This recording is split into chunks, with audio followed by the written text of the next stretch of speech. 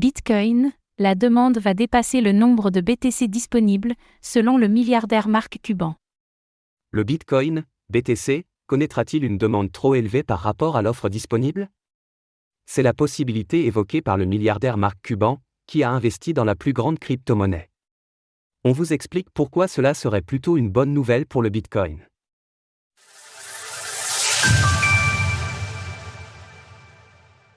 La rareté du Bitcoin, son plus grand atout? L'offre et la demande, c'est un des points centraux du Bitcoin. En imaginant la crypto-monnaie, Satoshi Nakamoto affirmait que la limite d'émission des BTC, 21 millions au total, permettrait à la monnaie numérique de conserver sa valeur, voire d'augmenter. C'est sa rareté qui en ferait un actif recherché, cela lui permettrait de ne pas être dilué, à l'instar des monnaies fiduciaires. Satoshi Nakamoto a semble-t-il visé juste, si l'on en croit le nouveau record de prix récemment atteint par le BTC. L'écosystème a montré que les acheteurs étaient présents, et qu'ils étaient avides de crypto-monnaies. Et selon le milliardaire Mark Cuban, cette tendance ne fera que s'amplifier. Au micro de CNBC, ce dernier explique en effet pourquoi il a fait le pari du Bitcoin.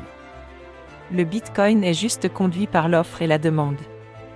Plus les gens en achètent, moins de personnes en vendent, plus le prix va augmenter. C'est sa nature. C'est une très bonne réserve de valeur.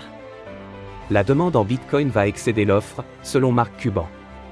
Mark Cuban estime par ailleurs qu'il y aura dans le futur plus de demandes pour le Bitcoin que ce qui sera disponible sur les marchés.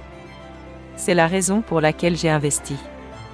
Je pense que la demande va excéder le nombre de personnes qui vendent. Je préfère investir dans du Bitcoin plutôt que de l'or, je le dis depuis des années. Si le Bitcoin connaissait un choc d'offres, son prix pourrait alors grimper davantage, car sa rareté augmenterait en conséquence. D'autant plus que les BTC sont de moins en moins liquides au fur et à mesure de l'histoire du Bitcoin. En mai dernier, la firme d'analyse Glassnode estimait ainsi que 78% de l'offre en BTC n'était pas liquide. Selon Mark Cuban, la crypto-monnaie se confronte cependant à un obstacle majeur, celui de l'accessibilité. Elle reste en effet marginale, malgré l'intérêt considérable des investisseurs institutionnels. La plus grande déception de la crypto-monnaie jusque-là, c'est qu'il n'existe pas une application où vous pouvez aller voir votre grand-mère et dire « J'ai cette nouvelle app crypto, tous mes amis l'utilisent », comme c'était le cas au début d'Instagram. Nous avons besoin de cette application transitionnelle. D'ici là, le BTC montre sa résilience. Il semble s'être stabilisé au-dessus des 67 000 $, après avoir franchi le seuil hautement symbolique des 69 200 $ en début de semaine. Source: CNBC, Glassnode.